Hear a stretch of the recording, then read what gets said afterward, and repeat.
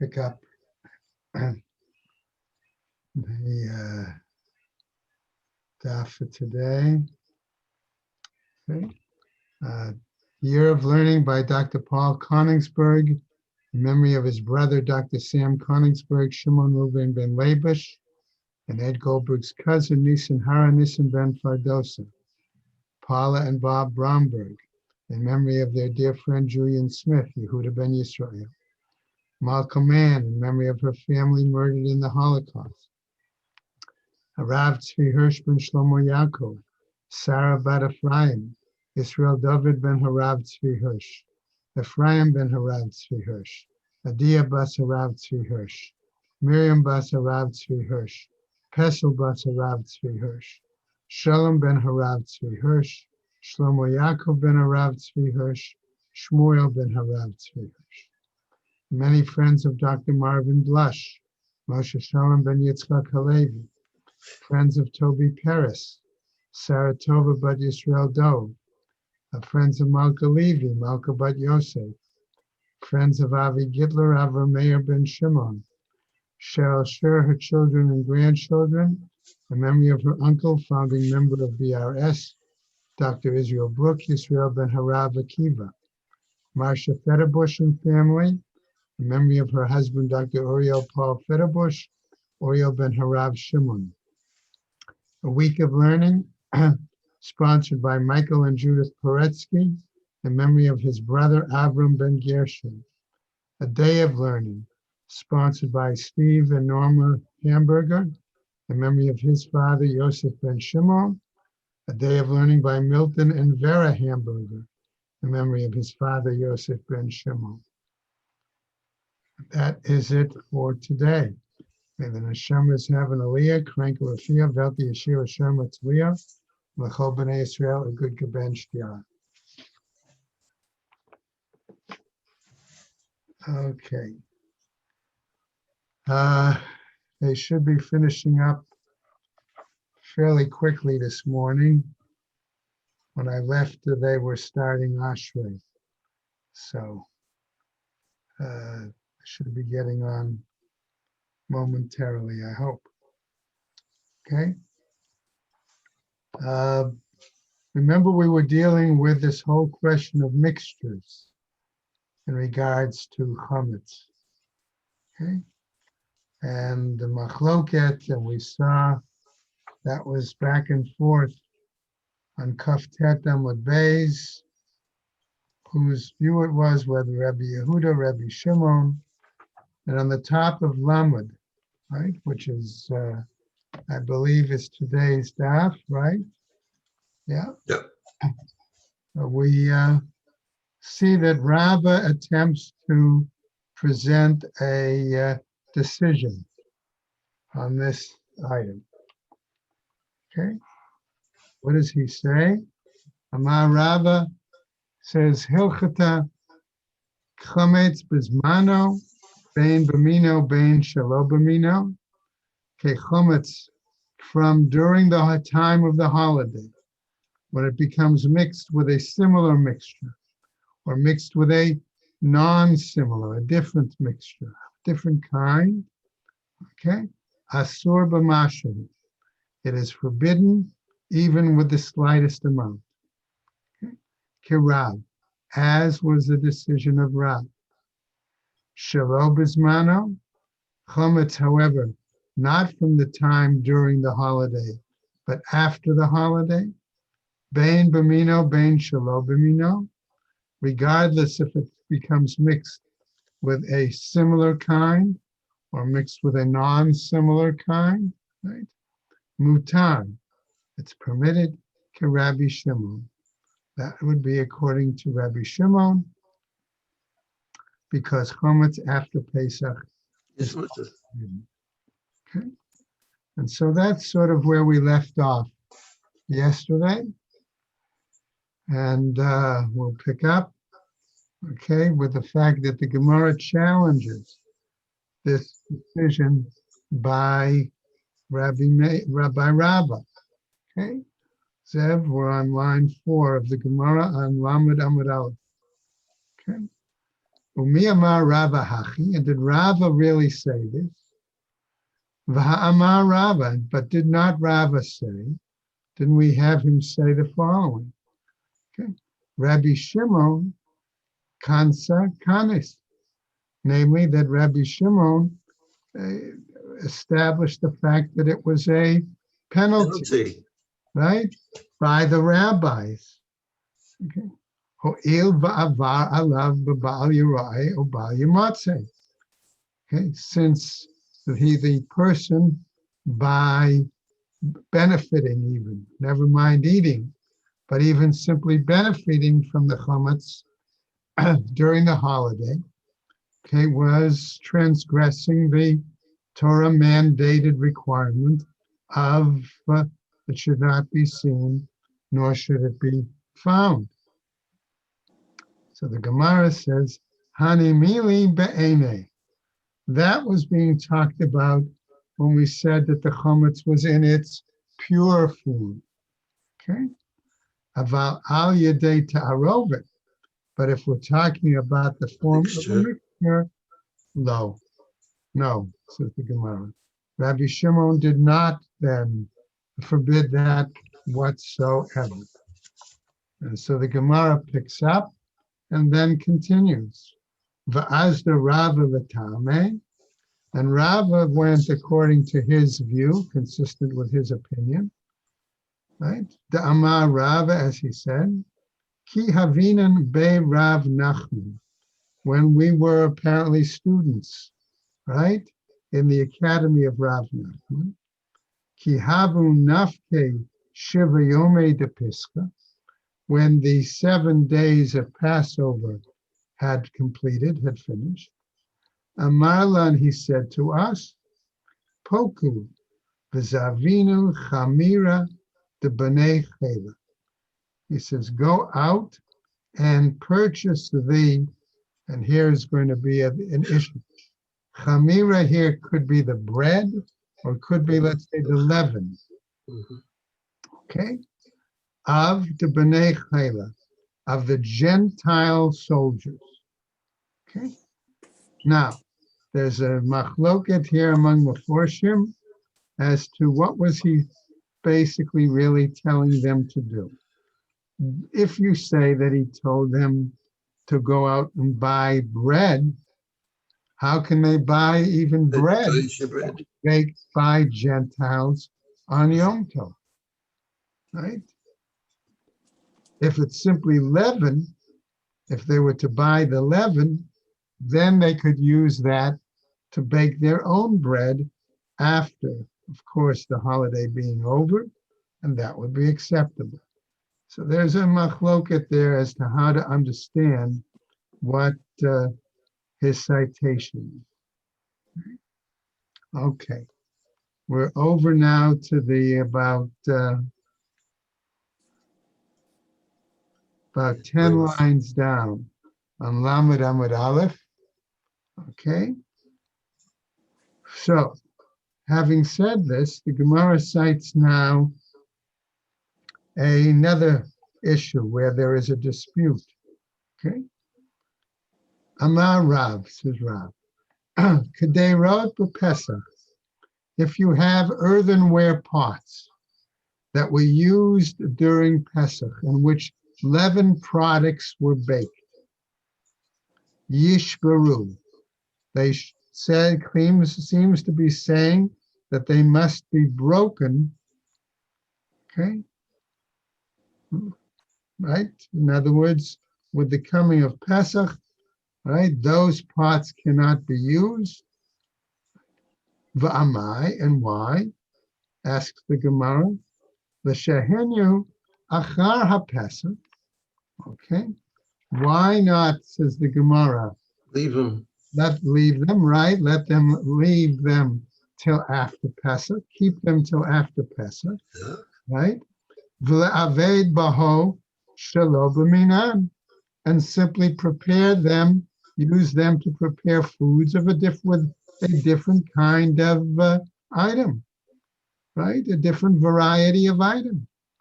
If that's the case, if they're mixed, whatever leaven that could have been mixed in the pots, all right, they would either be batel b'shishim, or we could say if it's based on notim tam. Either way, all right? So the Gemara tells us, Gzera shdima atu leme'abad baho b'mino. It was a gezerah, lest people come to use those same earthenware vessels in which chametz was baked, okay, in terms of baking it with something of a similar variety. That was Rav's view. Again, a gezerah. Ushmuel amar, however, Shmuel says, lo yishbaru, that they shouldn't destroy their pots. Okay? Aval mashe laho la'achar zmano, but leave them over till after the holiday, time of the holiday. Va'avid baho bein b'mino, bein shelo b'mino.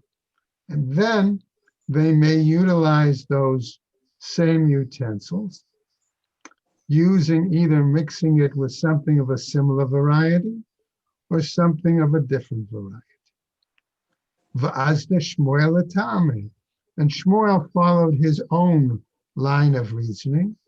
Why? Da'amar Shmuel, because Shmuel says, Lahanhu de mizavne kande, because Shmuel said to those individuals who were the sellers of the pots, Ashvu, okay, reduce your prices, Zavine akandiche.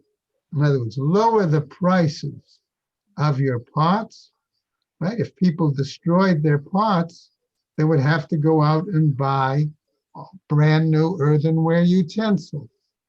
Okay? Ve'ilo, and if not, said Shmuel, Darshina lechu k'Rabbi Shimon.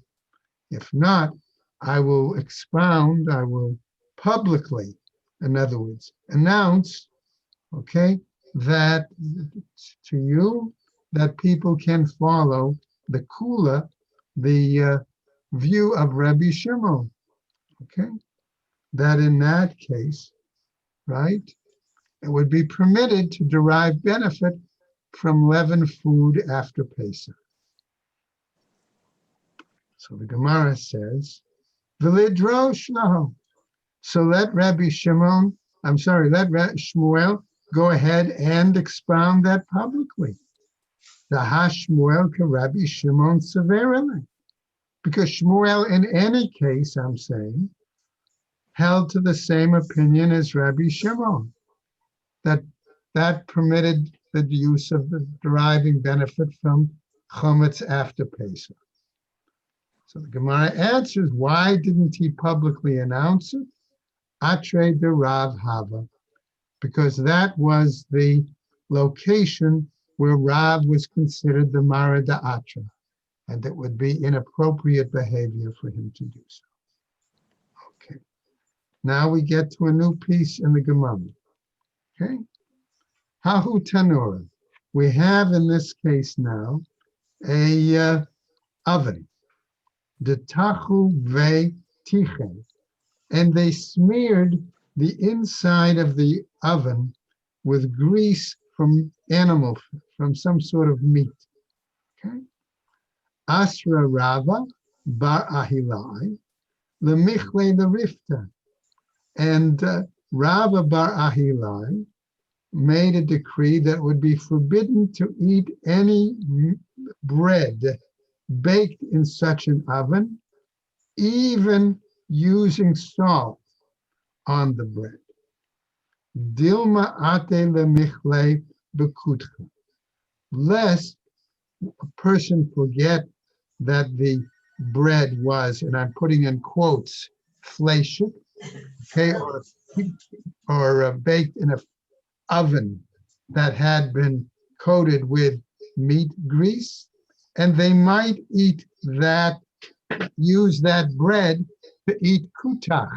Which is a little Kutach, remember, which was a milk of breadcrumbs and cheese, fermented old cheese, and Right. it's like if you used old cottage cheese and mixed it up with breadcrumbs and threw some spices in there. Okay. Another statement, says the Gemara. Ein lashin et ha'esa b'chalav. We don't need the dough. Okay. Knead, need the dough with milk. Okay. Ve'im lash kol hapat kula asura mipnei hergel avera. And if one did knead the dough with milk, in other words, thus making it a milchik bread, so to speak, okay, it is forbidden for use on a regular basis because of the fact that it would lead people to commit on a regular basis some sort of sin. So the halacha, if I remember correctly, is that the only time you're able to do that is if you make that bread into special shapes or a special mark, like rolls. You make it a different kind of shape or a different size or some sort of mark on the bread so that people can distinguish that it's milchik bread as opposed to not. Okay. Kiyotsebo, says the Gemara as we roll over to Lamed Amud Beis. Ein tashina tatanur ba'aliyah.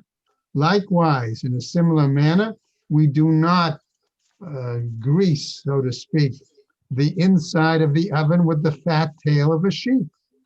Ve'im tash kol hapat kula asura ad sheyasik et hatanur. And if one did grease the inside of the oven with animal fat there from the tail of the sheep, that bread also is forbidden until one heats the oven such that that grease is all removed, comes off. Okay? Because then that purges the grease from the oven. Ha husaka tanur mi hasham. Hence, once the oven is purged, in other words, it's heated completely, nevertheless, it would be permitted. Tiyuvta, the Rava bar Ahilai. This seems to be a proof text against Rabba bar Eli that we just had previously. Tiyuvta. Indeed, that's a proof text against him. Okay. Going on. Amar Ravina the Rav Ashi. Ravina says to Rav Ashi the following.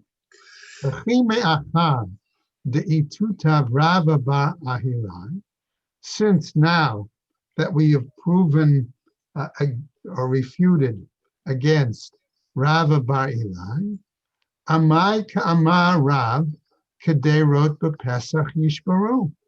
Why is it then that Rav announced that these earthenware vessels for Pesach on Pesach should be broken? Amale, okay. So Rav Ashi answers him. Hatam tanur shel matechet. There they were talking about an oven made of metal.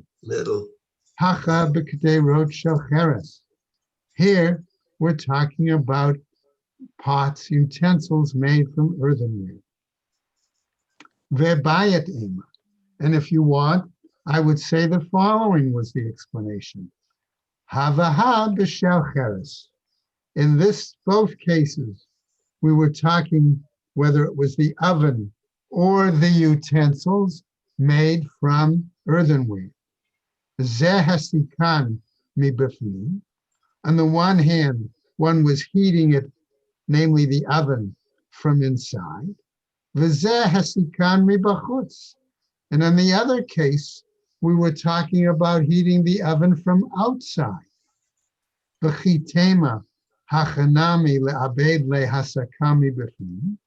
And if you want to say that in maybe both cases we could argue that they were ovens that had to be heated from inside, chiyei saleh mishum hafka'ah. Okay, Namely, we would say here, right, that one was concerned, okay, lest there be some sort of incident where the heat is going to cause the oven to split or to burst open.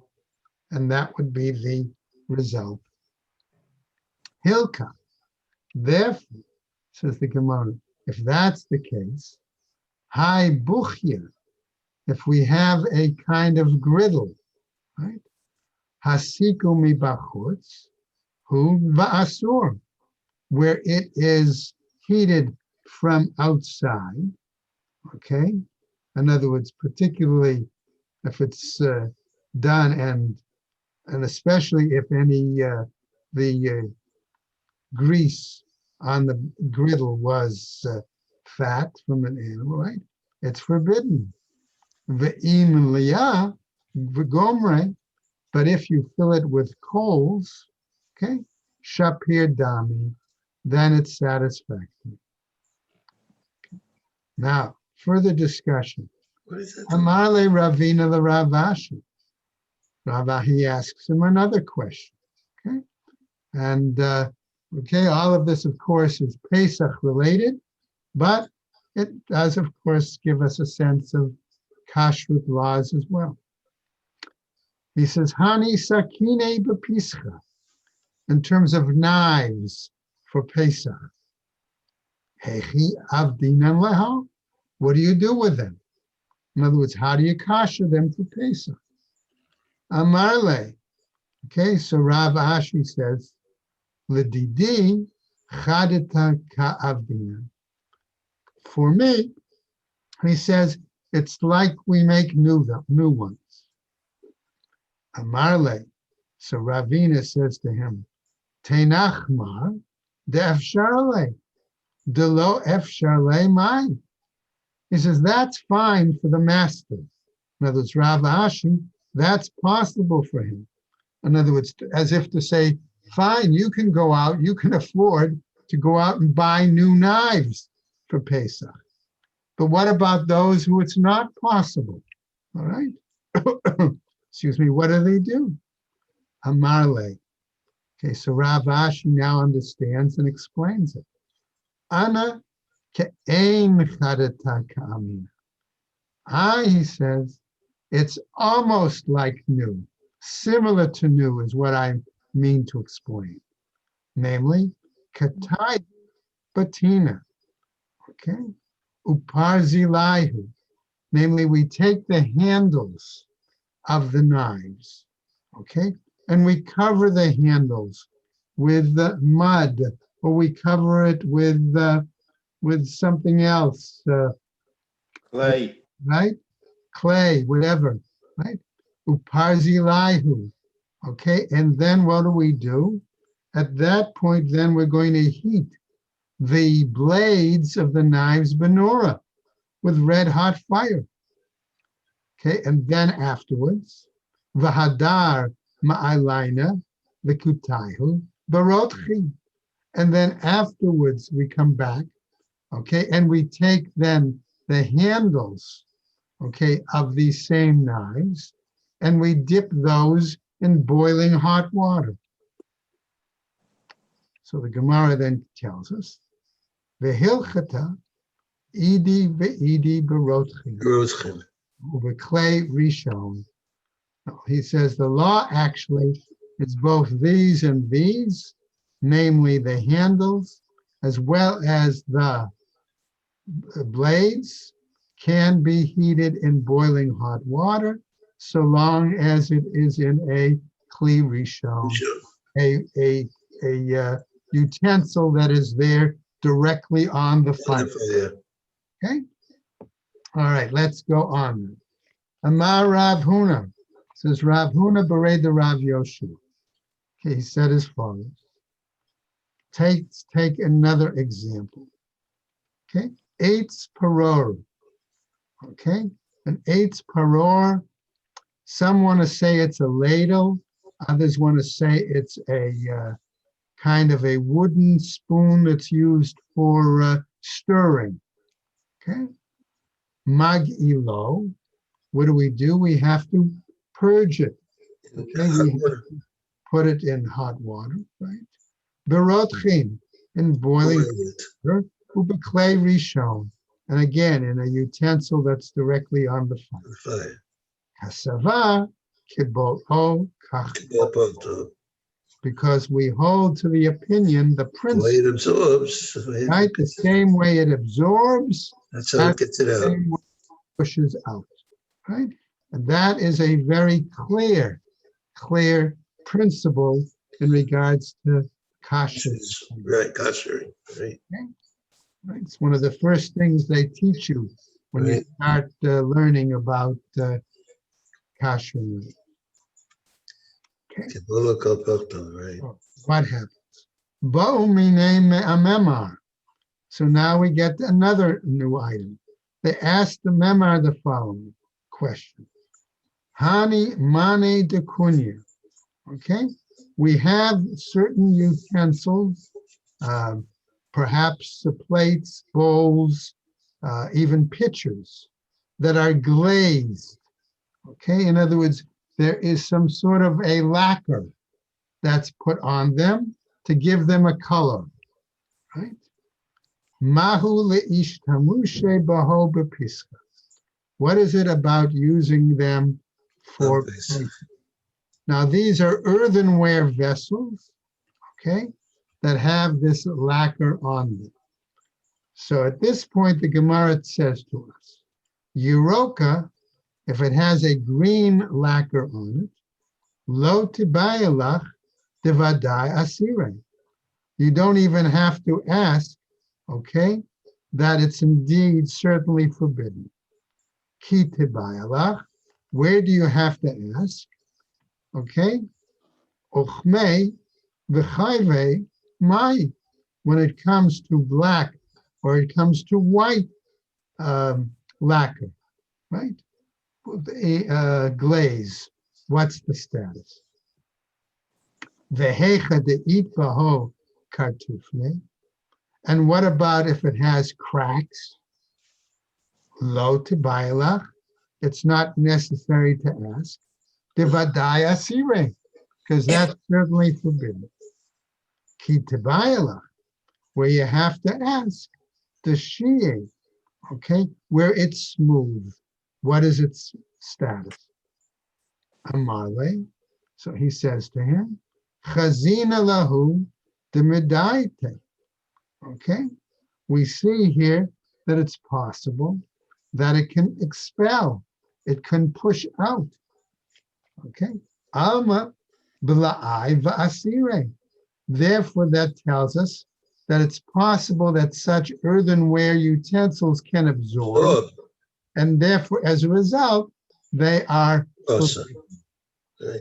Okay, so continuing now, V'hatorah ha'ida al kli cheres, and the Torah, he says, right, gave a testimony in regarding earthenware vessels, she'eno yotzei midei dofyo le'olam, that rather it never leaves its It's walls. status of its, and What there's it was. difficulty here between the Art Scroll a little bit and Koren, okay? It never leaves its status of what the condition of the walls of that vessel is. So in other words, the walls of the vessel, the sides of the vessel, always have some sort of a defect whenever we know that they can absorb. Okay? So the Gemara asks, Umay shna le'inyan yayin nesach, didarish merima. So how is this different? Asks the Gemara. In regards to the fact that we have wine that's used for libation. And there, Merimar has made a very clear statement, okay, that namely, mane de kunya, that utensils that are glazed, bein uchma, bein chivare, ubein yeruke, whether those utensils are black or those utensils are glazed white, or those utensils are glazed green, shari, that it's permitted. V'chitema yayin nesach d'Rabbanan. And if you're going to say here, okay, in this case, right, that this wine that's used for such libations is, so to speak, only a rabbinic practice. Chametz d'oraita. Maybe you're going to argue it's different there because chametz is a Torah mandated prohibition. Kol de tikkun rabbanan ke'ein d'oraita tikkun. But don't we also say that any enactment, let's use that word for the moment, that's been established by the rabbis is fairly similar to a Torah required enactment? Okay. Amarle. So he said to him in response, Zeh tashmisho al yedei chamin, v'zeh tashmisho al yedei tzomeh. The difference is that in one case, with these glazed utensils, they're often used for hot objects, whereas the yayin nesach, the wine libation, the wine is cold, and therefore it's used with cold items. Okay. Amar Rava bar Abba. So we now see, okay, another discussion. He says as follows: Amar Rav Chia bar Ashi, Amar Shmuel, all in the name of Shmuel.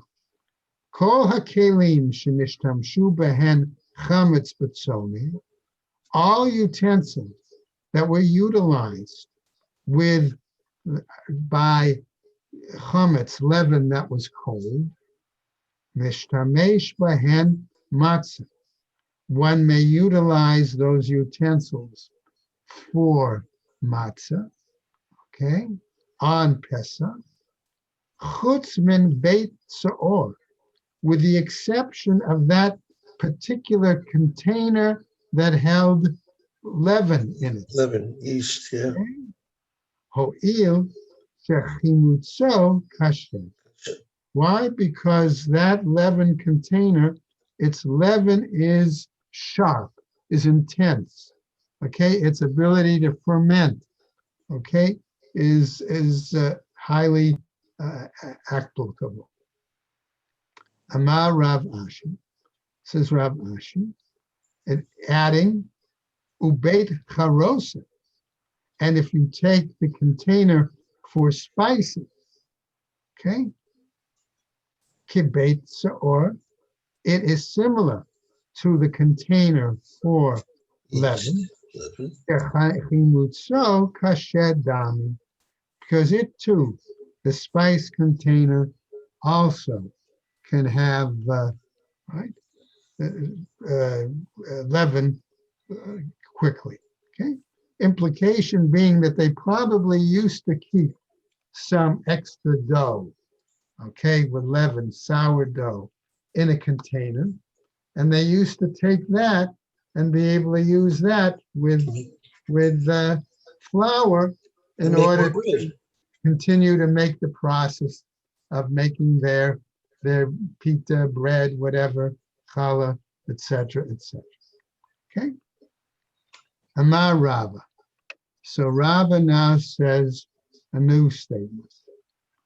Hani agagre de mechosa. He's saying these agane, these what we might call troughs or kneading bowls. Okay, think of big, large wooden bowls, right? De mechosa, that were common, right, in mechosa. Ho'il v'tadire lamelash, okay? Baho chamira, umashu baho chamira, since they were commonly used, right, to make this leaven mix, this is the sourdough, okay, right, and there was certainly some amount of sourdough that would remain attached, okay, a little bit to these bowls, these troughs, right? kibeit saor shechamitzo kashedam, that we have to consider them similar to the leaven containers where the leaven process would hasten, would be quickly done. Pshita, says the Gemara. Isn't that obvious? Mahu detema. What are you then trying to tell us? Kevan diravcha. We might have thought, since these are large wooden troughs, wooden bowls, and there's a lot of room in them, right? They're wide. Shalit baho avira, that air should be able to come into them. Velo bale, It's not going to ferment. shouldn't absorb anything. Mhm. Hamash Malan comes to teach us And that it that's does. not the case. And therefore they're considered also, okay, like the leaven containers. But the whole thing that you just learned, does that apply to using glassware? Because usually glassware doesn't absorb anything. Right. That, if you remember back, that was, I think, okay, there was when Pyrex first came out, Right, there was a big shaila about Pyrex right. as to whether you considered Pyrex like glass or not, Whether it absorbed or not, right. right? So that was a big issue. So you're right, Zev, that was an important point. Thank you for pointing that out. Okay. Our new Mishnah, okay, is going to move into a whole new topic, okay? But I want to connect it to what we did very quickly up to now. And that is basically the fact that, remember, we talked about chametz during the holiday and chametz after the holiday, right? That's what we saw in previous discussion, okay? And so it seems appropriate then, okay, that we continue with this example, okay? So our new Mishnah says, Nachri, if we have a Gentile, okay, right? And in this case, what happens? Shehilveh et Yisrael, he loaned money to a Jew, al chamtzo achar haPesach, okay? And the collateral, I'll say, for that loan was going to be leaven or bread after Pesach. Okay?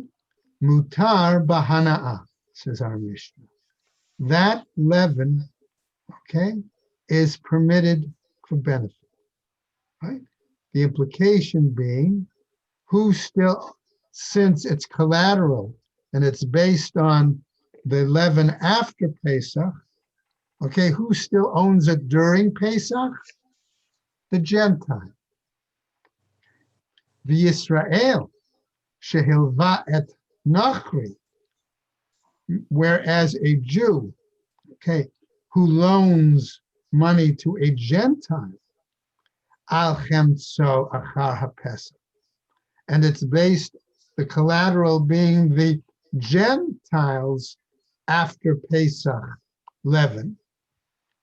Who still owns the chametz there, all right, so to speak, right? In that case, the Jew, asur b'hana'ah, it's forbidden for benefit.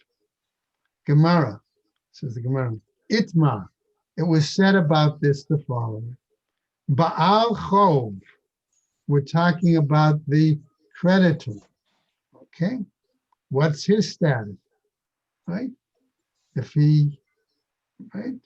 Abai amar lemafreya hu gova. According to Abai, he says he can collect after the fact, retroactively. Okay. Rabba amar mikan ulahaba hu gova. And Rabba disagrees, and he says from that point on, after the holiday, that's when he can collect. not retroactively.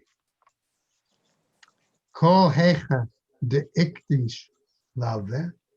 Okay, so we're saying here, whenever these was such that the borrower, okay, sanctified his, right, consecrated the property, v'zavin love, or the sold the right creditor sold the property. Kuli alma lo plige, the ate malve vitari. Nobody, okay, everybody is in agreement and they don't disagree that it's permissible for the malve, the one who loaned it, right, the lender, to come and claim that property. Okay? We're just going to go over a little tiny bit. Va'ate malva upari. All right. Then the lender can come if it's consecrated property. All right. Upari, he can come and redeem it from the hekdesh. Okay. Why? Why? Ditnan. Because it says, we learn in a Mishnah, Mosif ord dina upode et hanechasim ha'elu, that it is permissible for him to add an additional dinar, okay? Because if he's redeeming hekdesh, okay, there always has to be some Pay an extra, benefit, right? right? Always some benefit to the base of Mikdash, okay? So that's why he has to add the additional dinar, and then he can take whatever it is, the property, okay, the whatever, and then that covers the issue. Okay, Gemara is going to then pick up, and then if that's the case, really, what's the difference? Where do Abaye and Rava argue? And that's where we're going to pick up tomorrow on Lamed Aleph, Amud Aleph, Ki Plige, the second line. Okay. So everybody take care, stay well. All right. Same to you. All right. Thank you very much. Have a great day, everyone. Be well. Okay. Take care.